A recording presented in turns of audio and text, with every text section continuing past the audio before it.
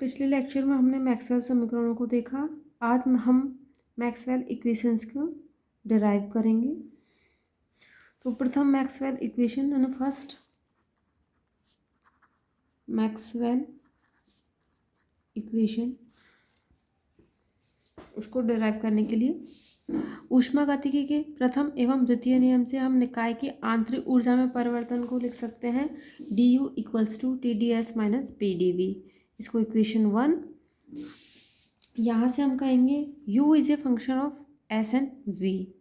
u is a function of s and v, अर्थात u s एवं v का फलन है। इसको लिख सकते हैं u is a function of s and v। अब इसका अवकलन करेंगे तो पार्शियल डिफरेंशिएशन की प्रॉपर्टी से अवकलन किस तरह से होता है, u का एक बार s के सापेक्ष करेंगे और एक बार v के सापेक्ष करेंगे। तो इसका अवकलन करने पर हम लिख सकते हैं du equals to del u upon एक बार s के सापेक्ष और एक बार v के सापेक्ष। तो del u upon del s, जब s सापेक्ष किया तो v कांस्टेंट था और इधर ds लिख देंगे, प्लस अब u का v के सापेक्ष करेंगे, जब v के सापेक्ष करेंगे तो s कांस्टेंट रखेंगे और ये dv। अब इक्वेशन 1 और 2 से इक्वेशन 1 के लेफ्ट हैंड साइड में du है, इक्वेशन 2 के लेफ्ट हैंड साइड में du है। तो जब दोनों इक्वेशंस के लेफ्ट हैंड साइड इक्वल है तो राइट हैंड साइड भी इक्वल होंगे। तो समीकरण 1 एवं 2 से हम लिखेंगे तो समीकरण 1 एवं 2 की राइट हैंड साइड भी इक्वल होंगे। तो हम लिखेंगे इक्वेशन 1 एवं 2 से TdS minus PdV equals to del u upon del s। इस दोनों की इक्वेशंस की राइट हैंड साइड को बराबर लिख दिया। अब इधर ds है, इधर ds है, इधर dv है, इधर dv है, तो दोनों ओर हम सेम कोफिशिएंट्स की तुलना कर देंगे। ठीक है, तो ds के कोफिशिएंट्स की तुलना करेंगे तो हम लिखेंगे t equals to del u upon del s at constant volume b, और जब dv के कोफिशिएंट्स की तुलना करेंगे तो minus p equals to del u upon del v at constant entropy s। इसको इक्वेशन 3 डाल दिया, इसको इक्वेशन 4 डाल दिया। तो इक्वेशन 3 में ब्रैकेट के बाहर b है, इक्वेशन 4 में ब्रैकेट के बाहर s है। तो जो ब्रैकेट के बाहर है ये याद रखने का तरीका है, सिंपली जो ब्रैकेट के बाहर है उसी के सापेक्ष उस जो इक्वेशन है उसका हम अवकलन करेंगे। तो यहाँ b बाहर है तो इस इक्वेशन का हम b के सापेक्ष अवकलन करेंगे, और इसमें s बाहर है तो इस जो इक्वेशन है उसका हम s के सापेक्ष अवकलन करेंगे। तो हम लिखेंगे समीकरण 3 का v के सापेक्ष एवं समीकरण 4 का s के सापेक्ष अवकलन करने पर हमें ये दो इक्वेशन मिलेंगी। v के सापेक्ष करेंगे तो s कांस्टेंट रहेगा और s के सापेक्ष करेंगे तो v कांस्टेंट रहेगा। तो ये अवकलन करने पर हमने लिख दिया। यदि इधर s कांस्टेंट है तो पूरी इक्वेशन में हम s कांस्टेंट रखेंगे। इधर v s के सापेक्ष कर रहे थे तो इधर s के सापेक्ष कर रहे थे तो v कांस्टेंट रहेगा। सिंपली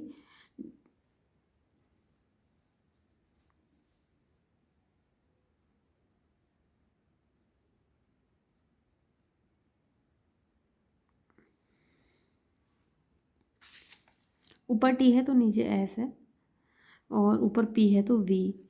जब t का अवकलन करते हैं तो s कांस्टेंट रहता है और जब p का अवकलन करते हैं तो v कांस्टेंट रहता है। इस तरह से हम इसको याद रख सकते हैं। अब परफेक्ट डिफरेंशियल की प्रॉपर्टी से हम लिख सकते हैं del upon del x del y upon del z. मतलब del y upon del z का डेल एक्स के सापेक्ष अवकलन इक्वल होता है del y upon del x का अवकलन जेड के सापेक्ष। तो ये वाला जो इक्वेशन है परफेक्ट डिफरेंशियल की प्रॉपर्टी, उससे इक्वेशन 5 और 6 की जो राइट हैंड साइड है ये इक्वल होंगी। जब इक्वेशन 5 और 6 की राइट हैंड साइड इक्वल है तो इसकी लेफ्ट हैंड साइड भी इक्वल रहेंगी।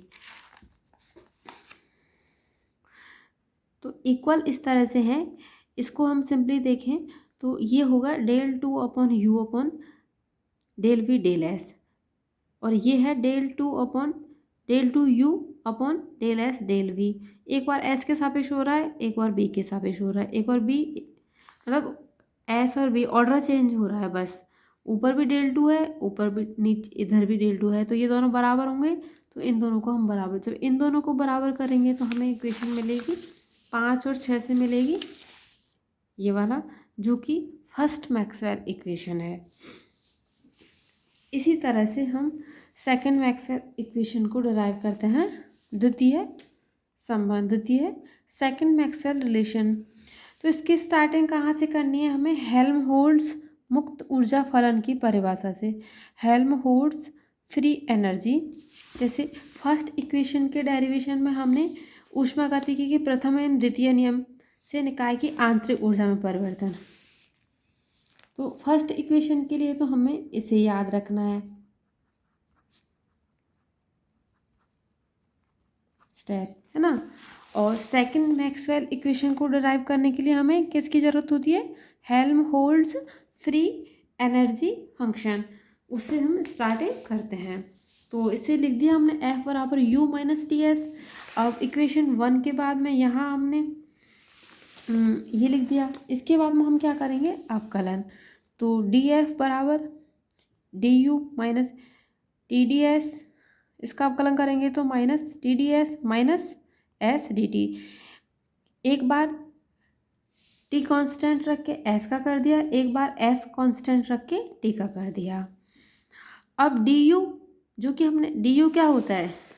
फर्स्ट इक्वेशन में हमने देखा डी यू होता है T D S minus P D V, तो डी यू की ये जो वैल्यू है T D S minus P D V, वो रखने पर डी एफ बराबर डी यू को जगह रख दिया हमने, चूँकि डी यू होता है T D S minus P D V, तो वाली वैल्यू पुट कर दी T D S minus P D V, फिर same minus T D S minus S D T. Next step होगा d F equals to T D S से T D S cancel out हो जाएगा, तो next step होगा minus P D V minus, ये दोनों cancel हो गए, बचा क्या? Minus S D T. इसको हमने इक्वेशन 7 नेम दे दिया। इस इक्वेशन से हम कह सकते हैं एफ वी एवं टी का फलन है। F is a function of V and T. जिस तरह से हमने मैक्सवेल इक्वेशन फर्स्ट के डेरिवेशन के समय कहा इक्वेशन 1 से कि u is a function of S and V, u is a function of S and V, इसी तरह से हम इस इक्वेशन से कहेंगे कि f is a function of v and t, अर्थात f को हम किस तरह से लिखेंगे? f is a function of v and t। अब अवकलन करेंगे तो डी एफ बराबर यहाँ आंशिक अवकलन के गुणधर्म से एक बार v के सापेक्ष करेंगे, एक बार t के सापेक्ष करेंगे, तो नेक्स्ट स्टेप हो जाएगा हमारा डी एफ बराबर ये वाला, ठीक है। एक बार b के सापेक्ष अवकलन कर लिया, एक बार t के सापेक्ष कर दिया। जब b के सापेक्ष अवकलन कर रहे हैं तो t को कांस्टेंट रखेंगे, जब t के सापेक्ष अवकलन कर रहे हैं तो v को कांस्टेंट करने से ये वाली टर्म आ गई। अब इक्वेशन 7 और 8 को देखें हम, तो इक्वेशन 7 के लेफ्ट हैंड साइड में डी एफ है, इक्वेशन 8 के लेफ्ट हैंड साइड में डी एफ है। जब दोनों इक्वेशंस की लेफ्ट हैंड साइड इक्वल है तो इसकी राइट हैंड साइड भी बराबर होंगी, तो समीकरण 7 एवं 8 से हम इन दोनों की राइट हैंड साइड वाले इक्वेशंस को बराबर कर दिया। अब इसके बाद में हम करते हैं सेम कोफिशिएंट्स की, दोनों ओर समान व्यंजकों के कोफिशिएंट है, दोनों ओर समान गुणांकों की तुलना करना पर। अब डी के कोफिशिएंट्स की तुलना करेंगे एक बार, और एक बार डी के कांस्टेंट कोफिशिएंट्स की तुलना करेंगे, तो डी के कोफिशिएंट्स की तुलना करेंगे तो क्या मिलेगा हमें? एक बार डी के कोफिशिएंट्स की तुलना कर दी और एक बार डी के कोफिशिएंट्स की तुलना करेंगे, तो हमें दो इक्वेशन मिलेंगी।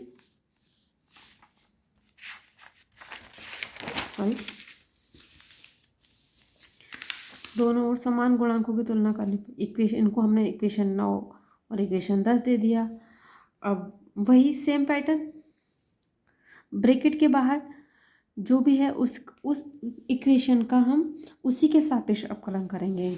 तो समीकरण 9 का टी के सापेक्ष अवकलन करेंगे और समीकरण 10 का वी के सापेक्ष अवकलन करेंगे।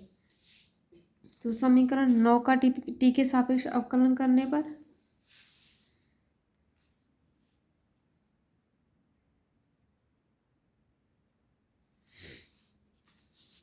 इसका टी के सापेक्ष अवकलन कर दिया और इसका वी के सापेक्ष अवकलन कर दिया हमने, तो हमें मिल गई इक्वेशन 11 और इक्वेशन 12।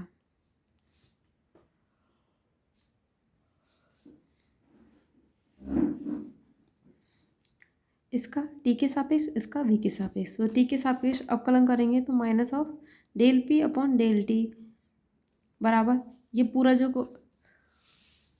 पूरा जो एक्सप्रेशन है उसका हम किसके सापेक्ष कर रहे हैं, टी के सापेक्ष, तो डेल अपॉन डेल टी का अवकलन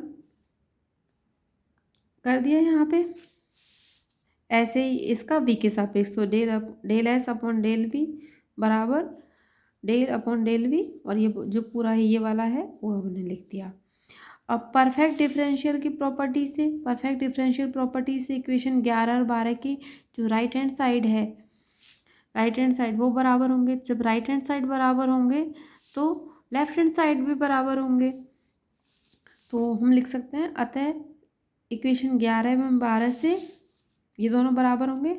आ गया minus del P upon del T at constant volume V equals to minus del S upon del V at constant volume at constant del S upon del V at constant temperature T.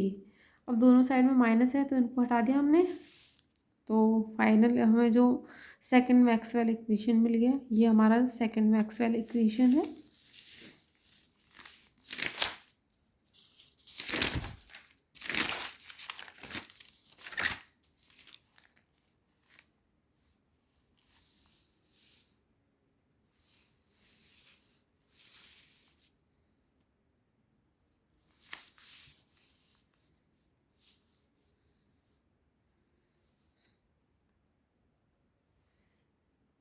अब हम third Maxwell equations को देखेंगे।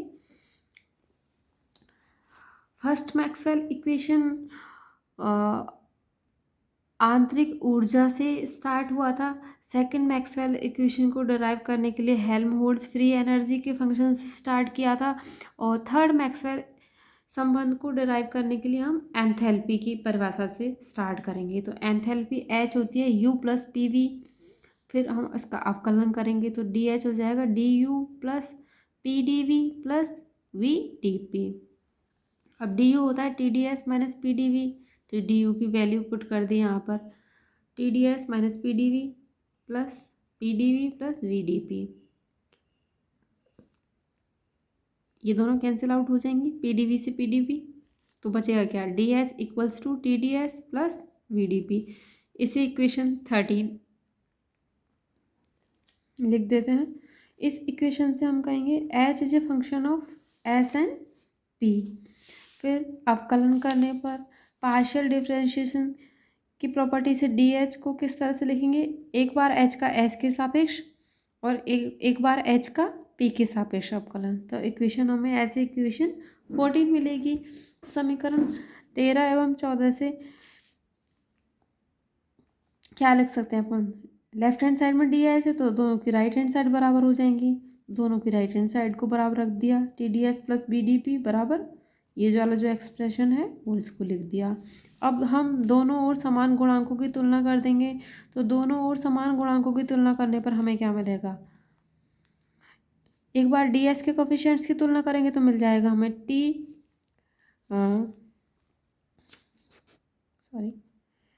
D S के coefficients की तुलना करेंगे तो T बराबर इधर है del H upon del S at constant pressure P, और जब डी पी के कोफिशिएंट्स की तुलना करेंगे तो मिलेगा वी बराबर del H upon del P at constant entropy S. Equation 15 इसे ये इसको हमने नाम दे दिया इसे इक्वेशन 16। अब ब्रैकेट के बाहर इसमें P है इसमें S है, तो जो भी ब्रैकेट के बाहर है हम उस इक्वेशन का, उस समीकरण का उसी के सापेक्ष अवकलन करेंगे। तो समीकरण 15 का P के सापेक्ष एवं समीकरण 16 का एस के सापेक्ष अवकलन करने पर हमें मिलेगा डेल टी, इसका हम कर रहे हैं पी के, तो del T upon del P equals to P का सापेक्ष करेंगे तो del upon del P P, फिर ये वाला टर्म लिख देंगे पूरा। इसी तरह इक्वेशन 16 का हम एस के सापेक्ष अवकलन करेंगे तो उससे हमें इक्वेशन 18 मिलेगी। अब परफेक्ट डिफरेंशियल प्रॉपर्टी से इक्वेशन 17 और इक्वेशन जो 18 है उसके राइट हैंड साइड पार्ट बराबर होंगे।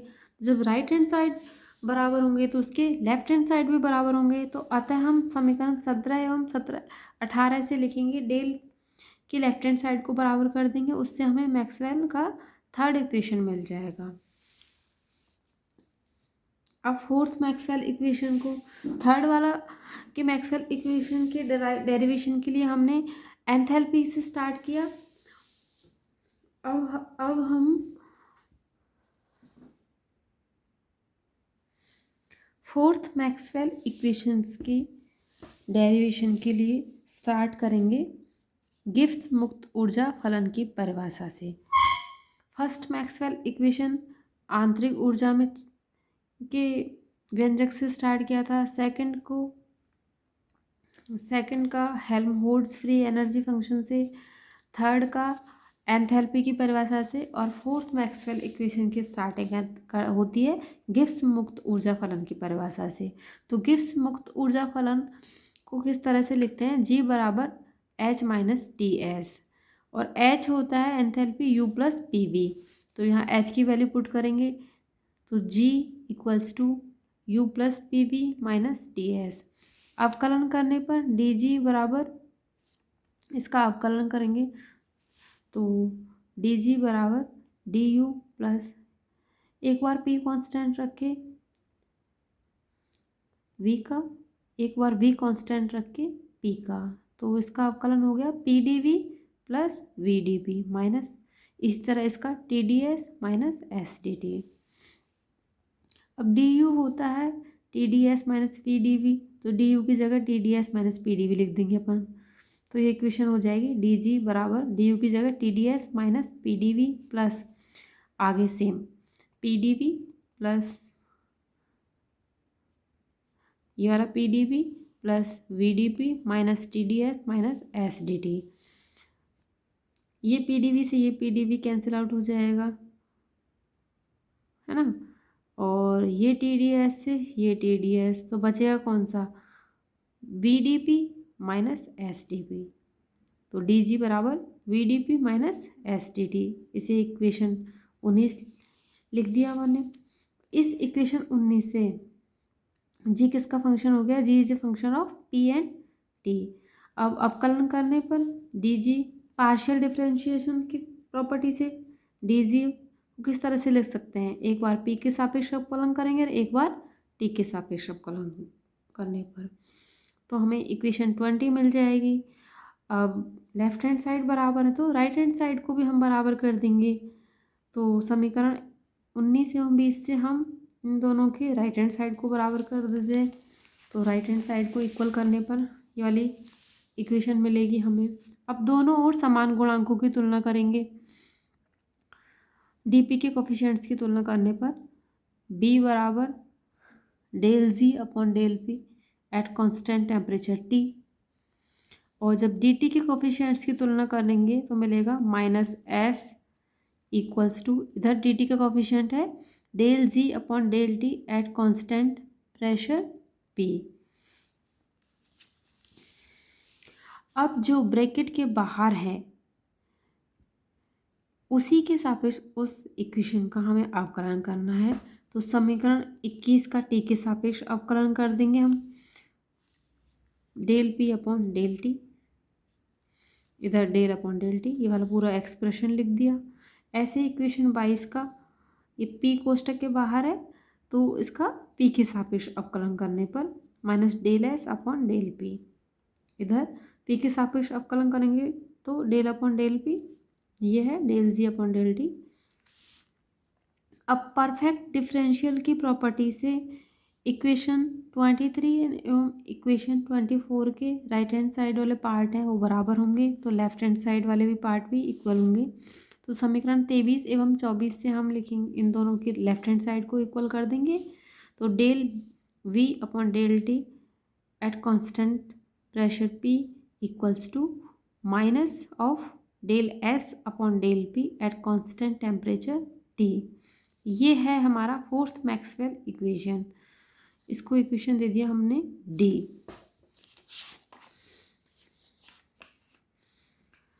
तो फर्स्ट मैक्सवेल इक्वेशन स्टार्ट होता है